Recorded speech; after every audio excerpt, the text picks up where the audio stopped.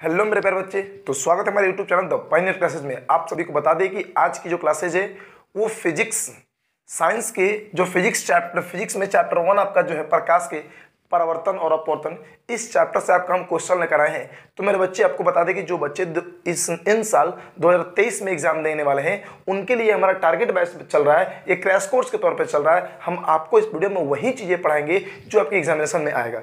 एकदम chapter wise आपका science clear कराएंगे, सोशल साइंस क्लियर कराएंगे और ऑब्जेक्टिव सब्जेक्टिव जितने सारे क्वेश्चन होंगे वो सारी की सारी क्लासेस कराएंगे।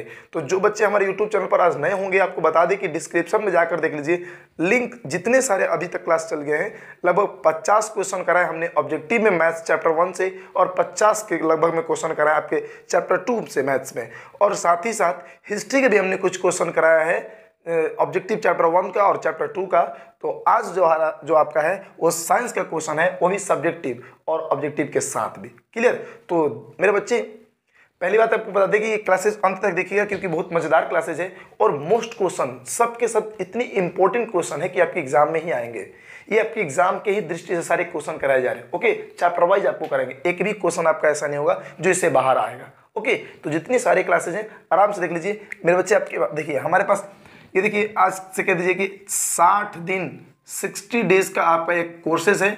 आप डेली की डेली आपकी क्लासेस जाएगी, आपकी कोर्सेज आप यूट्यूब चैनल पर, तो जुड़ जाइए। और जो बच्चे ये अपनी अगर अच्छी तरीके से तैयारी नहीं किए हैं, चाहे जो भी हो या किए हैं, तो आप समझ लीजिए कि कैसे क्वेश्चन आएंगे, कौन कौन से क्वेश्चन आएंगे, किस प्रकार से आएंगे, ये वही आज से स्टार्टिंग हो रही है आपकी क्रैश कोर्स के तौर पे। ओके, तो ये आपकी क्रैश कोर्स है। हमारे यूट्यूब चैनल पर जुड़िए, हमारे चैनल पर जुड़िए और जुड़ने के साथ मजे लीजिए इस बैचेस के और एकदम परफॉर्मेंस अच्छा कीजिए। आप एग्जाम में 100 में 100 लेकर गए। ओके, चलिए, तो जैसा कि आपको बता दें कि ये जो आपकी चैप्टर फिजिक्स की वो पहली चैप्टर है जिसका नाम है प्रकाश के परावर्तन और अपवर्तन। तो इनसे जितनी सारी क्वेश्चन बनेंगे हम आपको लेकर आए हैं, जिसमें पहला आपका क्वेश्चन देखिए क्या कह रहा है कि प्रकाश है क्या भैया। तो सबसे पहले हमको ये जानना जरूरी है कि आखिर प्रकाश क्या है। प्रकाश क्या है? तो देखिएगा क्या कह रहा है। कह रहा भैया क्या कि प्रकाश वह कारक है जिसकी सहायता से हम किसी वस्तु को देख सकते हैं। भैया प्रकाश क्या है? अच्छा एक बात बताइए, अगर हम बात समझिएगा, कह रहा है कि प्रकाश वह कारक है जिसकी सहायता से हम किसी वस्तु को देख सकते हैं। मतलब क्या समझ में है कि प्रकाश नहीं तो पूरी दुनिया क्या हो जाएगी, एकदम अंधेरी ही अंधेरी होगी। समझ पा रहे? मतलब है कि भैया जो चीजें हम किसी चीज को देख पा रहे हैं, क्योंकि हम तो आंख से देख रहे हैं, भैया आंख आपके होते हुए भी इस चीज को आप जान लीजिए कि बिना प्रकाश के आप कुछ देख नहीं सकते हैं, कुछ बिना प्रकाश के देख नहीं सकते। जैसा कि आप देखिए बोर्ड पर ही ये अक्षर दिखाई दे रही है, अगर हम लाइट को स्विच ऑफ कर दे तो आपको पता है ना, ये दिखाई देने वाले नहीं है। क्या लिखा है आपको दिखाई नहीं देगा। समझ पा रहे? तो ये दुनिया इतनी सुंदर सजी धजी नजर आ रही है, इतनी सजी धजी दुनिया खूबसूरत नजर आ रही है। आपको कोई लड़की है वो भी सुंदर नजर आ रही है, लड़की तो सब लोग सुंदर नजर आती है ना हो। तो इसका मतलब ये कि भैया हमारे यूं समझिएगा कि अगर कोई चीज को हम देख पा रहे हैं उसमें प्रकाश का अहम भूमिका है। क्योंकि दिनवा में, अरे भैया दिनवा में आपके वो सूर्य प्रकाश देते हैं नहीं, तो विदाउट हम प्रकाश के कुछ दुनिया में देख नहीं सकते। तो क्या भैया प्रकाश रटना नहीं है आपको, प्रकाश वह कारक है जिसकी सहायता से हम पूरी दुनिया में, ये पूरी दुनिया की किसी भी वस्तु को हम देख सकते हैं, देख पाते हैं और देखते भी हैं। और इसका डेफिनेशन एक ही नहीं होगा, बहुत सारे हो सकते हैं। जैसे देखिए हमने ये भी लिखवाया कि प्रकाश, ये देखिए एक क्या है, एक ऊर्जा है। प्रकाश का एक ऊर्जा भी है। अब आपके मन में चल रहा होगा भैया कि कैसे ऊर्जा है, कैसे ऊर्जा है, तो जरा सा आपको एग्जांपल के तौर पर समझा रहे हैं। अच्छा एक बात समझिएगा, ये आपके घर में बल्ब ट्यूबलाइट जो भी जलते हैं ना, जलते, वो पूछेंगे वो कौन सी ऊर्जा है, तो आप क्या बोलेगा, विद्युत ऊर्जा। क्या है वो? विद्युत ऊर्जा। और विद्युत ऊर्जा से हमने बल्ब जलाए और बल्ब जला करके हमने प्रकाश पा लिया। तो विद्युत ही क्या दिया, प्रकाश दिया। विद्युत से ही क्या बन गया, प्रकाश बन गया। मतलब मेरे बच्चे क्या हुआ, इसका मतलब कि भैया प्रकाश कहाँ से है, विद्युत से है।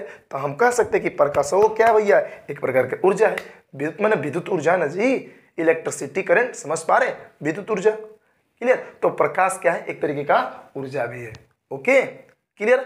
अब चलेगा फिर क्या कह रहा, क्या यह निर्वात में भी, देखिए यह निर्वात में भी गति करती है। मतलब क्या कि अगर निर्वात की स्थिति देख ली जाए, वैक्यूम कर दी जाए, तो उसमें भी प्रकाश गति कर सकती है। और उसमें तो और स्पीड करेगी भैया, उसमें तो और स्पीड करेगी। जैसा कि आपको बता दें, देखिए कि निर्वात में जो प्रकाश की चल, देखिए यहाँ से ये इंपॉर्टेंट क्वेश्चन देखिए आपको यहाँ पे, देखिए ऑब्जेक्टिव भी बनेगा। यहाँ से ये जो टॉपिक है ये आपका ऑब्जेक्टिव क्वेश्चन भी बनेगा।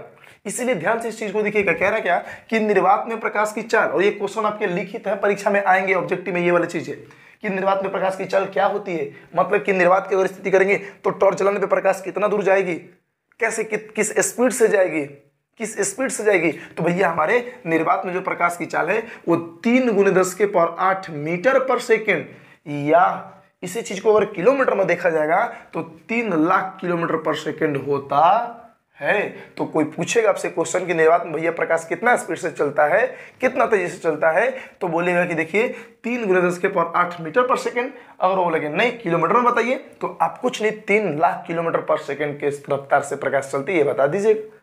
क्लियर। आगे देखिए आपका कह रहा है कि प्रकाश हमेशा सरल रेखा में गति करती है। अच्छा सुनने को बात, इसका मतलब क्या हो कि प्रकाश हमेशा सरल रेखा में हमेशा सीधा ही गति करता है, हमेशा सीधा गति करता है, कभी टेढ़ा गति नहीं कर सकता वो।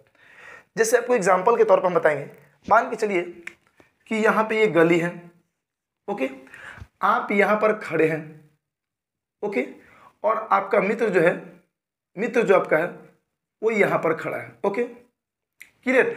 आपके हाथों में टॉर्च है। अब एक बात बताइए, अपने मित्र को आप चाहेंगे हम देख लें, तो क्या टॉर्च जलाने पे आप टॉर्च से जलाइएगा बोलिएगा तो प्रकाश ऐसे सीधा आएगी कि आकर के ऐसे मुड़ेगी क्या? नहीं मुड़ेगी ना, नहीं मुड़ेगी ना। तो प्रकाश हमेशा ऐसे सीधा ही गति करता है। आप यहाँ से लेकर के बउआ हमारे, अगर मान के चलो कि तुम यहाँ से लेकर के एक टॉर्च को जला रहे हो, मान लीजिए एक टॉर्च जला रहे हो तुम यहाँ से, तो हमेशा के हमेशा तुम देखना ऐसे प्रकाश निकल कर सीधा ही जाएगी। ऐसा कभी नहीं होता कि प्रकाश ऐसे ऐसे ऐसे ऐसे चलेगी, ऐसा कभी नहीं होता है। मतलब यही कह रहा क्या कि प्रकाश हमेशा सरल रेखा में गति करती है, हमेशा सीधी रेखा में ही गति करती है। ओके, अब देखिए अगला क्या कह रहा है कि प्रकाश एक विद्युत चुंबकीय तरंग भी है, प्रकाश एक फ्रीक्वेंसी भी है, एक तरंग भी है। समझ पा रहे? प्रकाश ऐसे ऐसे गति करती है, समझ पा रहे? क्लियर हुआ क्या? तो ये क्वेश्चन आपसे पूछेगा कि प्रकाश क्या है, तो आप इतनी सारी बातें इसके बारे में लिख सकते हैं कि प्रकाश वह कारक है जिसकी सहायता से हम किसी वस्तु को देख पाते हैं। ये दुनिया इतनी सुजी धजी सुंदर नजर आ रही है तो प्रकाश के कारण है भैया। प्रकाश सीधी रेखा में गति करते हैं, प्रकाश एक ऊर्जा भी है, समझ में। और प्रकाश एक विद्युत चुंबकीय तरंग भी है। निर्वात में प्रकाश की चाल 3 × 10⁸ मीटर पर सेकेंड होता है, जबकि किलोमीटर में अगर देखा जाए तो निर्वात में प्रकाश की चाल 3 लाख किलोमीटर पर सेकेंड होता है। क्लियर हुआ? समझ में? चलिए ये क्वेश्चन क्लियर। ओके, चलिए बहुत मोस्ट क्वेश्चन हमारे बच्चे।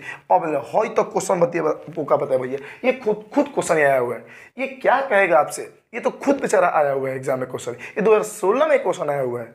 ओके, तो कह रहा है क्या, समझिएगा कि किरण पुंज, देखिए किरण पुंज या प्रकाश पुंज दोनों एक ही बातें हैं। किरण पुंज या प्रकाश पुंज किसे कहते हैं भैया? अब आगे किरण पुंज किसको कहते हैं, किरण पुंज किसको कहते हैं, तो ज्यादा भैया रटना नहीं है, जितना रटना नहीं एकदम नहीं रटना है। अच्छा एक बात बताओ,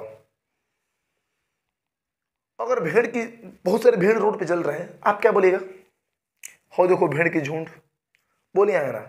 ओके, अगर आदमी एक जगह पूरा इकट्ठा हुए, 2 4 10 20 15 आदमी है, 20 50 आदमी है, आप क्या बोलेगा? अरे कहला भीड़ लगा भैया, तो उसको आदमी नहीं बोलेगा कि देखो आदमी कई गो है, नहीं कहला भीड़ लगा है, तो भैया आदमी के समूह को आपने भीड़ कह दिया, बोलिए भेड़ के समूह को आपने झुंड कह दिया। तो उसी तरीके से यहाँ पे क्या कह रहा है कि किरणों के समूह, मतलब बहुत सारे जब किरणें आपस में होंगी ना, बहुत ज्यादा किरणें होंगी, तो किरणों के समूह को हम लोग क्या कह देंगे? किरण पुंज कह देंगे। क्या बोलेंगे? किरण पुंज कह देंगे। बहुत सारी किरण जब आपस में आएंगी तो उसको क्या बोल देंगे? किरण पुंज कह देंगे। माने किरणों के समूह को किरण पुंज कहा जाता है। अब देखो ये 3 गो होता है, कई प्रकार के? 3 प्रकार के। ये 3 तरीके से हो सकती है। जो झुंड होगा, हमेशा जो भी झुंड होगा 3 ही तरीके से हो ही सकती है। किरण पुंज जो होगा, किरणों के जो समूह होगी वो 3 तरीके से हो सकती है। अब देखिए कैसे हो सकती है भैया। तो किरण पुंज के कितने प्रकार? 3 प्रकार। पहला आपका नाम रख रहा है क्या? समानांतर किरण पुंज। क्या रख रहा है? समानांतर किरण पुंज। दूसरा आपका अभिसारी किरण पुंज, तीसरा अपसारी किरण पुंज।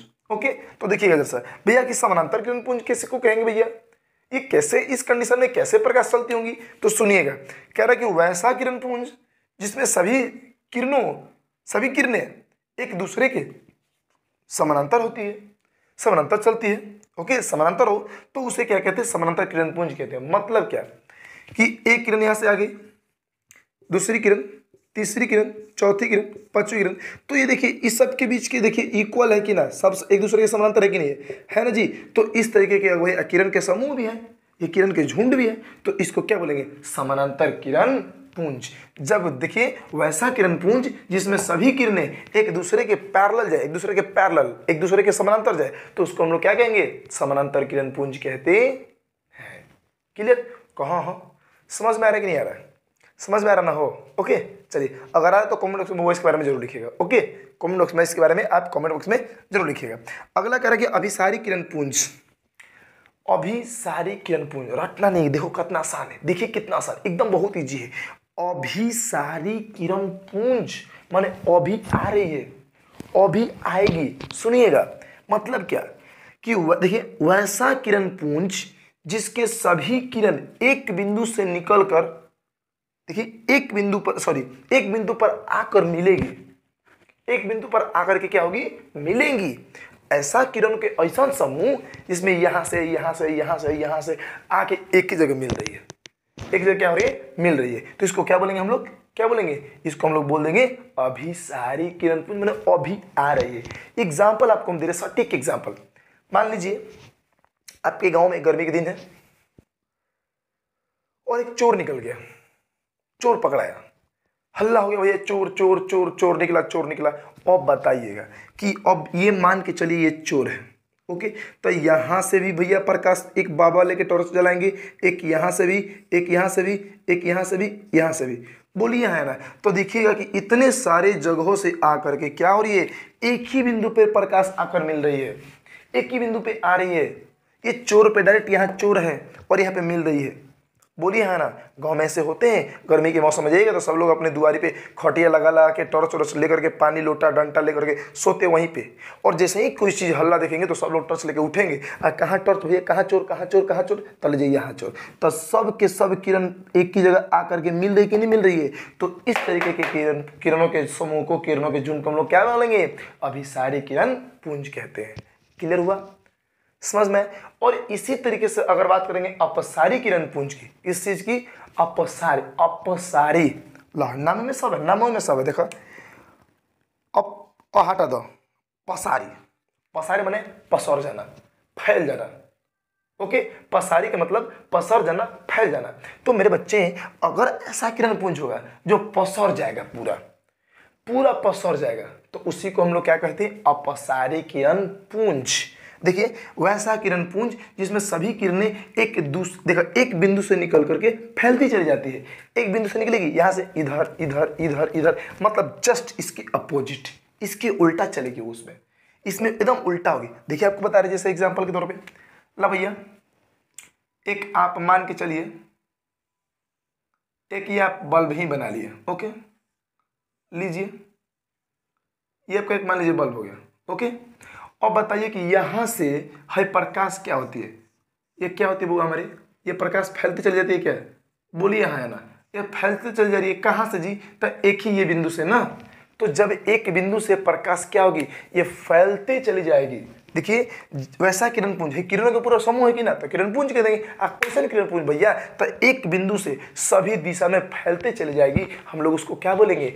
अपसारी किरण पुंज, माने पसारी किरण पुंज। क्लियर हुआ क्या? समझ में आए? तो ये आपके दो क्वेश्चन है। फिर हम लोग चल रहे नेक्स्ट क्वेश्चन पे। ओके, अगला क्वेश्चन देखिए, मेरे पास डिजिटल तो है नहीं, थोड़ा सा क्वेश्चन का आंसर लिख दे रहे ताकि समय कम लगे बउआ हमारे।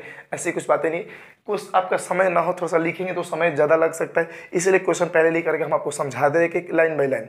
और आप बताइए जैसे कमेंट बॉक्स में लिखिए कि आपको समझ में आ रहा है कि नहीं आ रहा है, तो इसके बारे में कमेंट बॉक्स में आप जरूर लिखिए। ओके, चलिए हम लोग चलते हैं नेक्स्ट क्वेश्चन पे। देखिए अगला जो आपको क्वेश्चन है, जो नेक्स्ट क्वेश्चन क्या कह रहा है, क्या कि प्रकाश के पवर्तन किसे कहते हैं? लीजिए ये तो बहुत इतना मोस्ट इंपोर्टेंट क्वेश्चन है जिसका कोई हद हिसाब नहीं। ये बहुत मोस्ट क्वेश्चन है मेरे बच्चे, बहुत ज्यादा मोस्ट क्वेश्चन है। तो इस बात को, इस क्वेश्चन को ध्यान समझिए, कहना क्या चाहते हैं, इसका मतलब क्या होता है। ये सभी लोग दुनिया में, देखिए ये जितनी सारी चीजें हो रही है आपके जीवन में, ये दैनिक घटनाएं घटती है और आप लोग इस चीज को किए हैं, लेकिन आप लोग साइंस के माध्यम से उस चीज को नहीं जानते। ओके, देखिए कह रहा है क्या कि प्रकाश के परावर्तन किसे कहते हैं? ये भैया को बात सुनना, सिंपल सा बात। आप गेंद लेकर के दीवार में से खेलते हैं ना, ठोकर मारेंगे ऐसे तो हाथ में आएगा, फिर इस मारेंगे, फिर आएगा, फिर मारेंगे, फिर आएगा। बोलिए है ना? तो टकरा के वहां से दीवार से लौट के आ रहा है क्या? आ रहा है ना जी। जब दीवार पे ठोकर मारे तो लौट के आएगा ही आएगा। तो इसका मतलब कि जब लौट के आएगा उसी को कहते हैं परावर्तन। क्या कहते हैं, परावर्तन। मतलब यहाँ पे लेकिन हो रही है भैया बॉल फेंक रहे तो ये बॉल का परावर्तन हो रहा है ना जी, ये बॉल फेंक रहे थे बॉल पे तो बॉल का परावर्तन हो रहा है, लेकिन यहाँ पे बात किसकी हो रही है, प्रकाश की बात हो रही है। मतलब ये सिंपल सा वही बातें है कि अगर प्रकाश लौट करके टकरा करके आएगा तो उसको हम लोग क्या बोलते हैं, प्रकाश का परावर्तन। क्लियर। तो थोड़ा सा डिफिनेशन देखिएगा, मतलब थोड़ा सा समझिएगा। देखिए आप लोग बहुत लोग बचपन में ऐसा गलती किए होंगे या मस्तियां भी किए होंगे कि मान के चलिएगा, ध्यान समझिएगा कि किसी ने, एक सेकंड जैसा रुकिए आपको दिखा रहे हम।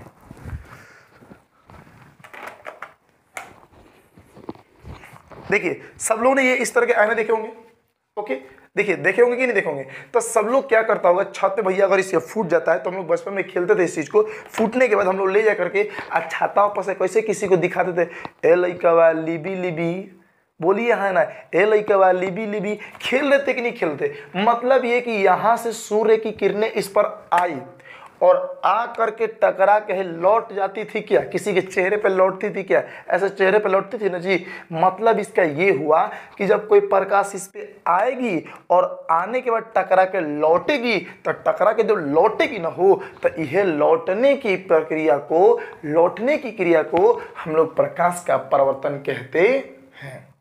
ओके, प्रकाश आके टकरा के लौट रही है तो प्रकाश का परावर्तन कहा जाता है। क्लियर। तो यही कह रहा क्या कि जब देखिए, जब प्रकाश की किरणें किसी सतह पर टकराकर उसी माध्यम में लौट जाती है, तो लौटने की इस क्रिया को, इस प्रक्रिया को प्रकाश का परावर्तन कहते हैं। आपको थोड़ी सी कंफ्यूजन क्या करेगा कि माध्यम यहाँ पे जो वर्ड है ये आपको कंफ्यूजन करेगा। मतलब समझिएगा कि भैया ये टॉर्च जला लिए, यहाँ से ये टॉर्च जलाएंगे तो देखिए इन आईना के आगे इधर से है ना जी, ये हवा माध्यम हो गया, तो इधर से अगर आएगी तो टकरा के इधर ही जाएगी, हवा से गई और हवा में ही लौट गई। ये माध्यम यहाँ पे पूरा क्या है, हवा हुआ है, ये हवा में ही अगर हवा से जाएगी और टकरा करके हमेशा हवा में ही लौट के आती है। तो वही कह रहे कि जिस माध्यम में जाएगी उसी माध्यम में टकरा के लौटेगी, तो इसी को लौटने की प्रक्रिया को हम लोग क्या कहते हैं, प्रकाश का परावर्तन। क्लियर हुआ। आप यहाँ से एक आईना ले लीजिए, ओके, एक आपका आईना हो गया, एक दर्पण हो गया, ओके, यहाँ से आप टॉर्च जलाइएगा ऐसे, तो टकरा के इधर से लौट के जाएगी ना जी, तो ये टकरा के जब लौट के जाएगा, इसी को लौटने की प्रक्रिया को हम लोग क्या कहते हैं, प्रकाश का परावर्तन। क्लियर हुआ। ओके, एक इतना जबरदस्त क्वेश्चन आपके एग्जाम में पूछेगा, ऑब्जेक्टिव में इतना जबरदस्त क्वेश्चन पूछेगा, एकदम गारंटेड लिख लीजिए कि आपके पेपर में इस चीज को नोट कर दिया गया, इस क्वेश्चन को लिख दिया गया, अभी से टाइप कर दिया गया है कि भैया प्रकाश के परावर्तन के नियम कोई होता है। ला, तो देखिए प्रकाश के परावर्तन के कितने नियम होते हैं, ये क्वेश्चन तो एकदम 2023 में आपका आना ही आना है। तो ये लिख लीजिएगा भैया हमारे कि प्रकाश के परावर्तन के 2 नियम होते हैं। पहले ये ऑब्जेक्टिव में पूछेगा, ये क्वेश्चन आपके ऑब्जेक्टिव में पूछेगा कि प्रकाश के परावर्तन के कितने नियम होते हैं, तो 2 नियम होते हैं। ओके, देखिए जैसा दोनों नियम क्या होते हैं, कैसे होते हैं, इसको समझिएगा। पहला कह रहा है कि आपतित किरण, परावर्तित किरण और आपतन बिंदु पर खींचा गया लंब या अभिलंब तीनों एक ही तल में होते हैं। मतलब क्या भैया हमारे, देखिए जैसा ये टॉर्च जलाएंगे ना इधर से जी, इधर से ऐसे, तो लौट के इधर जाएगी। तो देखिए ये आया, इस पर आपतित किरण की बात कर रहा है, तो अगर सूर्य की किरण यहाँ से आ रही है तो जो किरण यहाँ से आएगी, जो आएगी टॉर्च जलाएंगे तो ऐसे आएगी इस पे, तो जो किरण आएगी उसको कहते हैं आपतित किरण। ओके, जो लौट के जाएगी उसको क्या बोलते हैं, परावर्तित किरण। अब ये जौना बिंदुआ पे लौटेगी, जौना बिंदु से ही आएगी ना, उस बिंदु को हम लोग क्या कहते हैं, आपतन बिंदु। तो थोड़ा सा समझिएगा, अगर मान के चलिए ये आईना है, इसको थोड़ा सा ऐसे बना दे फोटो को, देखिए अगर ये आप इस चीज को ऐसे मिरर ले रहे, कोई आईना ले रहे, कोई दर्पण ले रहे, ठीक है, यहाँ से आप टॉर्च ये जलाइएगा, ऐसे प्रकाश आएगा तो ये आ गया आपतित किरण, और भैया ये लौट के जाएगा तो ये हो गया परावर्तित किरण। बोलिए, तो जौना बिंदु भाई आएगा ना जो आपतित किरण, इसको कहते हैं हम लोग अभिलंब, ये आपतन बिंदु, इस पर से जो लंब खींच देंगे इसको क्या कहते हैं, अभिलंब। क्लियर हुआ। तो देखो आईना के है ने छेद क्या है का ना, ना ऊपर ही सब है ना जी, आपतित किरण भी ऊपर ही है, ये आपतित किरण भी ऊपर ही है, और लौट के जो जा रही है परावर्तित किरण भी ऊपर ही है, और अभिलंब भी ऊपर ही है। मतलब कि तीनों एक ही तल में, एक ही साइड में, एक ही समतल में होता है और हमेशा ही होगा। ये भैया प्रकाश के परावर्तन के आपका पहला नियम है। क्लियर हुआ। क्लियर हो गया? समझ में आया कि नहीं आया? तो जल्दी वो कमेंट बॉक्स में इस बात को लिखिए कि समझ में आ रहा है। ओके, दूसरी बात है क्या कह रहा है, देखिएगा कह रहा है क्या कि आपतन कोण और परावर्तन कोण एक दूसरे के बराबर होता है, अर्थात कोण आई बराबर कोण आर। मतलब क्या कि भैया यहां से ये प्रकाश ऐसे आई ऐसे गई, इनके बीच एक कोण बनेगा, बनेगा कि नहीं बनेगा? और सिंपल सी बात मान के चलिए भैया 100 डिग्री का अगर कोण बन रहा है तो बीचे बीच से विलंब खींचेंगे तो ये बराबर बराबर बटे कि ना बटेगा? बोलिए हाँ या ना। मतलब 50 हो ही हो 50 हो ही हो। तो अगर भैया आ रही है तो आपतित किरण अभिलंब के बीच जो कोणवा ही बनते हैं इसको बोलते हैं आपतन कोण। परावर्तित किरण अभिलंब के बीच जो यहाँ पे कोण बनेगा इसको बोलते हैं परावर्तन कोण। तो भैया आपतन कोणवा अब परावर्तन कोणवा हमेशा एक दूसरे के बराबर होता है। मैंने है 30 डिग्री तो है हो 30 डिग्री, है 40 तो है हो 40। यही आपका दूसरा का नियम कहलाता है। क्लियर हुआ क्या? क्लियर? समझ में आया कि नहीं? Okay clear? चलिए डन, आगे चलते हैं। भैया हमारे समझ में आ रहा है ना, तो इस वीडियो को जरूर से लाइक कर दीजिए, सब्सक्राइब भी कीजिए चैनल को, ताकि इस तरीके के मजेदार आपके क्वेश्चन आपके सामने आए और एकदम मस्ती से एकदम भैया दूध की तरह घोट जाए, नहीं दूध की तरह एकदम पी जाए अंदर। देखिए अब कह रहे कि प्रतिबिंब किसे कहते हैं? प्रतिबिंब का मतलब ये समझे कि इमेज, फोटो, कहो फोटो, ओके इमेज। तो देखो कह रहा क्या कि किसी बिंदु स्रोत से आ रही प्रकाश की किरणें परावर्तन या अपवर्तन के बाद जिस बिंदु पर मिलती है या मिलती हुई प्रतीत होती है तो उसी को हम लोग प्रतिबिंब कहते हैं। ये भैया प्रतिबिंब के बारे में देखा है, आपको कुछ दिखाई दे रहा क्या? देखिए आपको दिखाई दे रहा क्या? ये हमारे कैमरा दिखाई दे रहा है यहाँ पे फोन, और देखिए यहाँ पे ये देखिए मार्कर, एक इसमें मार्कर, देखिए ध्यान से एक मार्कर ये एक आईना के अंदर। तो भैया यहाँ से देखिए दिखाई दे रहा ना, तो उसको क्या बोलेंगे अंदर? आप अपने शक्ल को देखते कि नहीं, तो इसको क्या बोलते हैं बाबू हमारे? इसको बोलते हैं प्रतिबिंब। क्या बोलते हैं? प्रतिबिंब। अब जैसा सुना तो कहने का मतलब यह है कि भैया अगर कोनो बिंदु स्रोत से प्रकाश की किरणें टकरा के लौट के आ रही है, ओके देखिए कह रहा क्या कि किसी बिंदु स्रोत से आ रही प्रकाश की किरणें परावर्तन के बाद, या तो परावर्तन के बाद मिले और ना तो अपवर्तन के बाद मिले, अगर मिले भी नहीं तो मिलता हुआ खाली प्रतीत हो कि भैया मिल रहा है, तो उस तरीके के देखिए तो उस बिंदु का माने उसे प्रतिबिंब, उस वस्तु का उसको प्रतिबिंब कहते हैं। तो जरा से एक बार ध्यान समझिएगा कि किसी बिंदु स्रोत से आ रही प्रकाश की किरणें परावर्तन या अपवर्तन के बाद जिस बिंदु पर वो मिलेगी, परावर्तन होकर मिलेगी या फिर मिलता हुआ प्रतीत होगी, तो भैया उसी को हम लोग क्या कहते हैं? उस वस्तु का प्रतिबिंब कहते हैं। क्लियर? ई प्रतिबिंब फोटो दो प्रकार के, वो फोटो देखा प्रतिबिंब आपके कितने प्रकार के? तो प्रतिबिंब आपके 2 प्रकार के। कौन कौन भैया? ये भी मोस्ट क्वेश्चन है, ये भी मोस्ट है, पूछेगा कि प्रतिबिंब कितने प्रकार के होते हैं, ऑब्जेक्टिव में क्वेश्चन उठाएगा कि प्रतिबिंब कितने प्रकार के होते हैं। तो क्या प्रकार के? वो हमारे आपके 2 प्रकार के। कितने प्रकार के? 2 प्रकार के। अब देखिए कौन कौन। एक आपका आ गया वास्तविक प्रतिबिंब, दूसरा आपका काल्पनिक प्रतिबिंब। तो वास्तविक प्रतिबिंब भैया माने वास्तव में क्या? वास्तव में सच्चाई, सचमुच सचो के ना हो। तो यही बतिया कि किसी बिंदु स्रोत से आ रही प्रकाश की किरणें परावर्तन के बाद या अपवर्तन के बाद अगर सोचो के मिलेगी, सचमुच में अगर वो मिलेगी, दोनों टकरा के भैया आके मिल गई या अपवर्तन के बाद आके मिल गई, तो यूं समझिएगा कि उस देखो तो उस बिंदु को हम लोग क्या बोलेंगे? उस फोटो को क्या बोलेंगे? उस बिंदु का वास्तविक प्रतिबिंब। अगर वास्तव में मिलेगी तो उसको बोलते हैं वास्तविक प्रतिबिंब। अब बस केवल मिलती हुई प्रतीत होगी तो उसको हम लोग क्या बोलेंगे? काल्पनिक या आभासी प्रतिबिंब। तो पहला आपका वास्तविक प्रतिबिंब, दूसरा आपका काल्पनिक प्रतिबिंब, इसको हम लोग आभासी प्रतिबिंब भी कहते हैं। तो कह रहा है क्या? वही बात है, डिफिनेशन वही सेम चीजें हैं, बशर्ते इसमें सचमुच में मिलेगी, इसमें मिलती हुई प्रतीत होगी। तो वही कह रहा है क्या कि किसी प्रकाश स्रोत से आ रही प्रकाश की किरणें परावर्तन के बाद जिस बिंदु पर मिलती है या मिलती हुई प्रतीत होती है, यहाँ पे गलती लिखा गया, जिस बिंदु पर थोड़ा सा देखिए, जिस बिंदु पर मिलती प्रतीत होती है तो उसे उस बिंदु स्रोत का काल्पनिक प्रतिबिंब कहते हैं। क्लियर हुआ? एक और आपको मोस्ट बातें बता दें कि भैया वास्तविक प्रतिबिंब को पर्दे पर प्राप्त, देखिए यहाँ पे पर्दे पर इसे प्राप्त किया जा सकता है, लेकिन काल्पनिक को भैया पर्दे पर प्राप्त नहीं किया जा सकता है। ये दोनों में डिफरेंस भी है और आपको बता देंगे कि क्वेश्चन भी बहुत सारे मोस्ट क्वेश्चन आपके सामने लेकर आएंगे। ये तो आपका देखिए थोड़ा सी झलक है, मात्र 5 ही क्वेश्चन है जी। अभी इस चैप्टर से बहुत सारे क्वेश्चन हैं आपके ऑब्जेक्टिव, सब्जेक्टिव, टोटली क्वेश्चन लेकर आएंगे। तो बच्चे आज के बस आपके इस चैप्टर, इस वीडियो वीडियो में 5 ही क्वेश्चन का डिस्कस करेंगे। फिर मिलते हैं हम लोग नेक्स्ट वीडियो में। हाँ, कमेंट बॉक्स में इसके बारे में जरूर सर बताइएगा कि भैया हमारे आपको ये वीडियो कैसा लगा, एक क्वेश्चन कैसे लगेंगे, और ये आपको मेरे ऊपर भी थोड़ा सा विश्वास करके चलिए। टोटली क्वेश्चन हमारे पढ़ाए हुए आपके एग्जामिनेशन में आएगा, वही मात्र 60 दिन के अंदर एकदम आप 80% 90% आप एग्जाम को क्वेश्चन को टच कीजिएगा। ओके, तो मेरे बच्चे आज के लिए बस इतना ही।